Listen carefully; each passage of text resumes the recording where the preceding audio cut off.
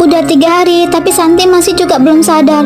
Santi, kapan kamu bangun? Aku mau bilang kalau aku itu sayang banget sama kamu. Pak, Mama di mana ya? Dari tadi nggak nampak. Katanya ada hal penting, nanti juga kembali. Pak Taiga, ada pengunjung yang ingin membesuk Santi. Pak Taiga, bagaimana keadaan Santi? Kami turut prihatin. Terima kasih, Bu. Sinta, kamu yang sabar ya. Boleh, tapi kata dokter maksimal 2 orang aja. Oh, kamu Rafa fokus banget sampai nggak lihat aku. Anak-anak, hanya 1 orang saja yang boleh teman ibu ke dalam. Bu guru, saya aja yang temen ibu ya. Saya ingin lihat keadaan Santi, Bu. Baiklah, ayo Rafa. Makasih ya kalian datang. Sinta, Santi bakalan sehat gak sih? Aku nyesel lo udah jauhin dia. Ya, kita doain sama-sama dong ya. Kami sekelas bakalan doain. Makasih Evans. Santi, kamu bakalan sembuh kan? Kamu sembuh dong ya. Bu guru, suster, aku boleh nggak kasih sesuatu sama Santi di sini? Coba kami lihat dulu. Kalau itu sepertinya tidak apa-apa. Santi, kamu cepat sembuh ya. Anakku cuma 1. Cuman Sinta. Santi itu cuma anak harammu bersama pelacur itu. Tapi Santi bukan anak haram. Terserah. Ibunya sendiri aja nggak mau terima dia kok karena penyakit cacatnya itu.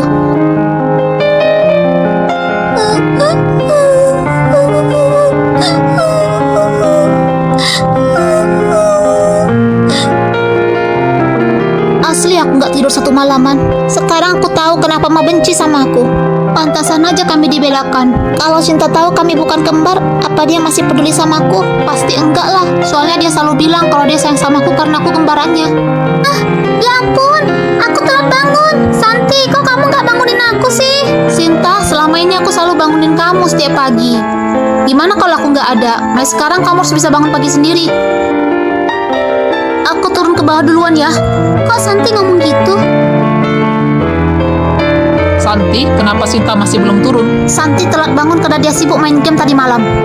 Tiap pagi pekerjaan begini terus, resleting tasku rusak.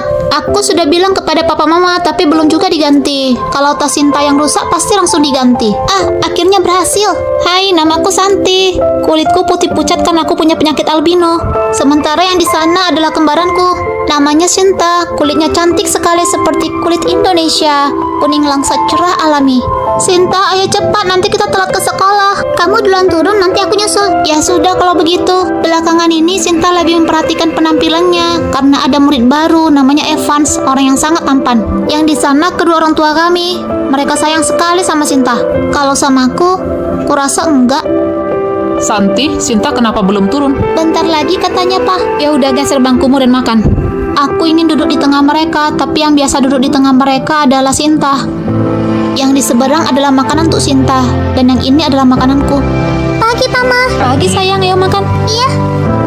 Jujur saya sebilang kalau yang gatal-gatal ada yang mati gila satu yang gatal-gatal ada yang sudah tidak cukup yang gatal-gatal ada yang mati gila satu yang gatal-gatal ada yang mati gatal-gatal yang mati gatal-gatal yang mati gatal-gatal seperti begitu. Kamu pasti lapar. Ayo minum susu.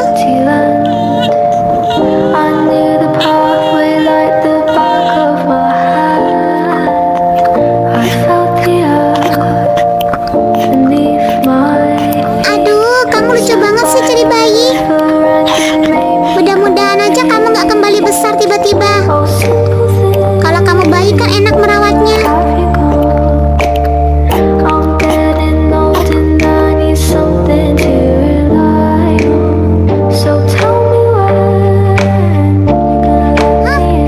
Hai kakak dan adik-adik, berkat pembaruan Sakura School Simulator, akhirnya saya tahu alasan kenapa Yudai terlihat ganteng.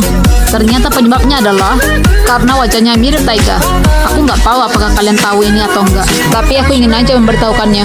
Ya udah Kayuta, langsung aja tunjukin. Mio, sadar nggak sih kalau kamu tuh cantik banget hari ini? Ah, makasih Bang Yuta. Kita berdua langsung teleport ke rumah Bang Taiga.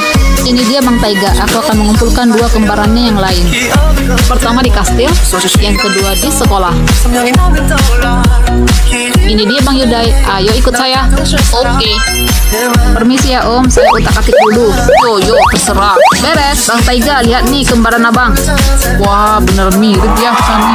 Sekarang kita coba ke Bang Yudai. Pertama-tama bajunya, lalu rambutnya. Wah, mirip sama Bang Taiga. Ternyata aku mirip aktor utama. Suamiku yang mana?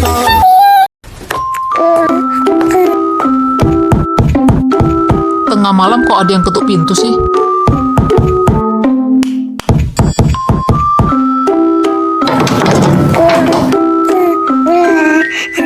Ada keperluan apa ya, Bu? Katanya toko keperluan bayi di sini sangat lengkap. Saya ingin membeli sesuatu. Besok pagi baru buka, Bu. Sekarang sudah tutup. Maaf ya, saya tidak tahu, tapi saya hanya bisa di malam hari. Minta tolong ya, Bang. Silakan, Bu. Terima kasih. Perjalanan menyenangkan. Dari tadi ibu ini mondar-mandir aja. Cari apa sih sebenarnya? Ibu cari apa biar saya bantu? Keperluan bayi di sini benar-benar lengkap ya. Tapi yang saya cari tinggal satu. Ya ambil saja, Bu. Nanti kan saya tinggal belanja lagi. Baiklah, kalau begitu saya tidak akan sungkan-sungkan lagi. Apa-apaan ini? Aduh, lepaskan. Bayiku butuh ayah, jadi aku akan membawamu, Bang. Tidak. Dia pasti sudah melihatku. Itu Taiga. Sudah sebulan lebih kami nggak ketemu. Malah ketemu di sini. Apa reaksinya ya kalau melihat Mio? Hah, memangnya apa yang diharapkan dari pria jahat kayak dia? Lebih baik aku segera pergi dari sini. Jangan sampai dia berpikir bahwa aku sedang mengikutinya. Hah, baguslah. Sepertinya dia tidak melihatku. Aku sengaja menunjukkan diri, tapi dia malah menghindar. Kesal banget lihatnya. Tapi bukankah ini yang kuinginkan? Beberapa hari ini setelah menimbang baik-baik, aku memutuskan untuk pergi ke daycare tempat Sakura menitipkan bayinya. Aku yakin satu-satunya alasan Sakura langsung berhenti menggangguku begitu aku marahinya adalah karena anak itu bukan adalah anakku. Dia mungkin menyadari bahwa aku ternyata tidak bisa dibodohi. Tapi aku tetap memutuskan untuk melakukan tes DNA. Dan sekarang aku pergi ke rumah sakit untuk melihat hasil tes DNA itu. Ini Pak, surat hasil tes DNA-nya.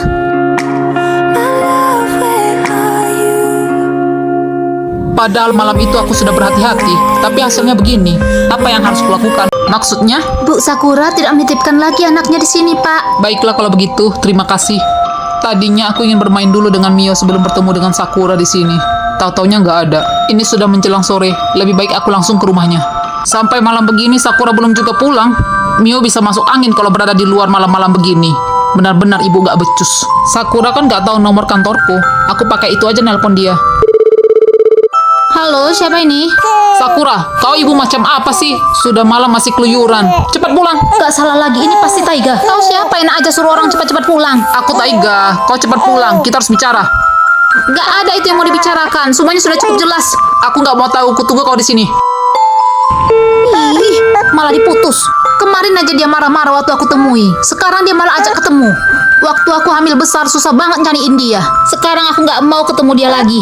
Lebih baik aku menginap di rumah Rina. Biar aja dia nungguin aku sampai kering di sana. Biar tahu rasa. Aku malas banget pulang ke rumah. Jangan-jangan pihak berwajib sudah menungguku di sana. Udahlah, aku nggak usah pusing. Yang penting satu masalah besar udah beres. Aku pikir di rumah bakalan rame. Tapi nggak ada siapa-siapa. Mungkin Taiga cuman gertak aku aja ya, bilang mau melapor ke polisi. Iya dong, aku kan ibunya Mio. Mana tega dia masukin aku ke penjara. Masalahnya Mio dan Taiga kemana? Gak diangkat. Udahlah, aku kamar aja dulu istirahat.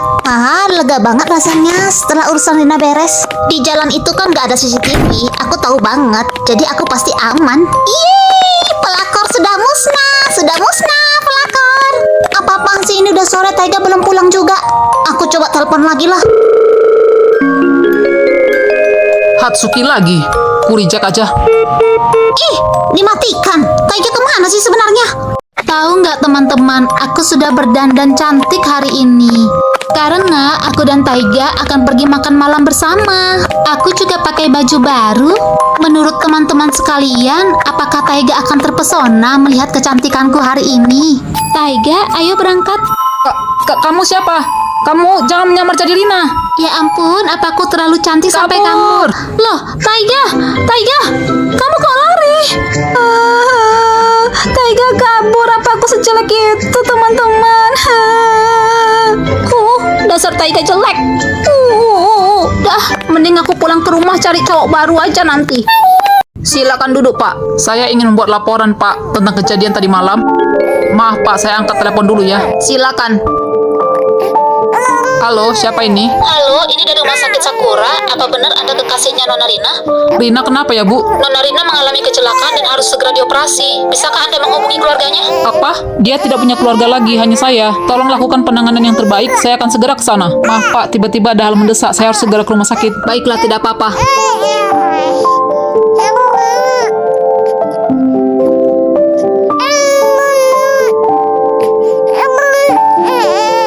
Sebagai walinya, silakan Bapak tanda tangani surat tindakan operasi ini. Baiklah, suster.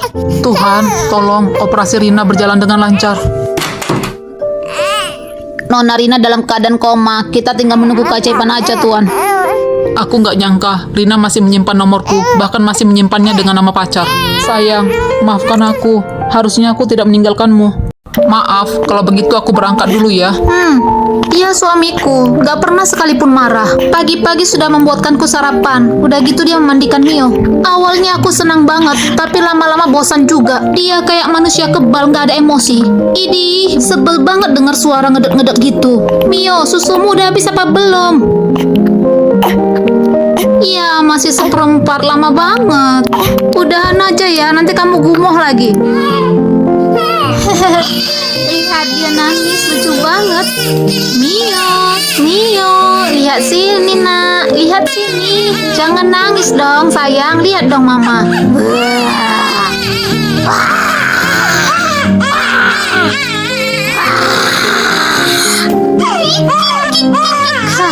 Capek juga. Mio pasti capek juga ya sayang.